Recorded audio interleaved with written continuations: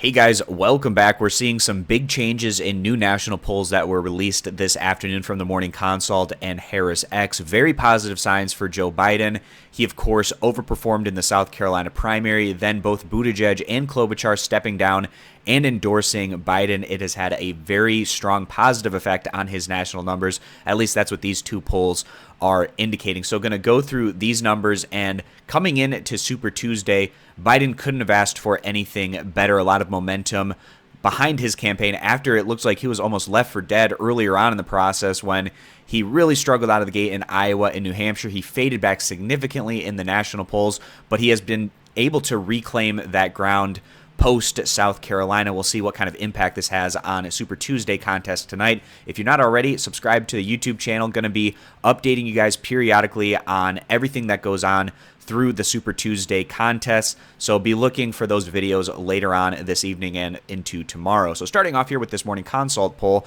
just around a week or so ago, Bernie Sanders had around a 13 percentage point lead on Joe Biden. I believe it was 32% for Sanders, and Biden was at around 19%, if I'm remembering that correctly. So we can see a significant change since that point in time. And just since the prior Morning Consult numbers that came out yesterday, Biden takes a 10 percentage point step forward with the endorsements of Klobuchar and Buttigieg. He's in first place at 36%, gaining around 17 points from where he was before the South Carolina primary. In contrast, Bernie Sanders taking a little bit of a step back, where he peaked at about 32%. Then after South Carolina, he went down to 29%. Now in this instance, he's at 28% in second place, followed by Michael Bloomberg, who nationally is at 19%, and Elizabeth Warren, who is at 14 percentage points. Now going over and taking a look at the updated numbers from the Hill and Harris-X, and we can see again Biden taking a significant step forward with that post-South Carolina surge, gaining 11 points from their prior poll. Now he's up to 28% in first place,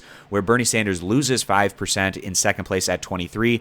Bloomberg in third place at 20%. Warren's able to pick up a few points to 11%. And that is how the top four is playing out at this point in time, at least in these two specific sets of data, where it's showing Biden in a clear first place, Sanders in a clear second place, with Bloomberg following him, and then Warren there in fourth place. And I know a lot of you guys have been saying that Warren is spoiling Bernie's chances at winning on Super Tuesday, and although that is a true statement, you can also very well say that Bloomberg is spoiling Biden's chances, taking a lot of that centrist, moderate, older type voter, and maybe even to a more significant extent than what Warren might be able to do in terms of spoiling Bernie Sanders. But what I feel is probably most likely going to happen here on Super Tuesday is it's going to clearly be a top two case between Biden and Sanders, probably relatively competitive with each other at the top, and this is going to turn into a one-on-one race going forward between the progressive lane getting behind Sanders and the centrist lane getting behind Biden, kind of like a replay of what we had in 2016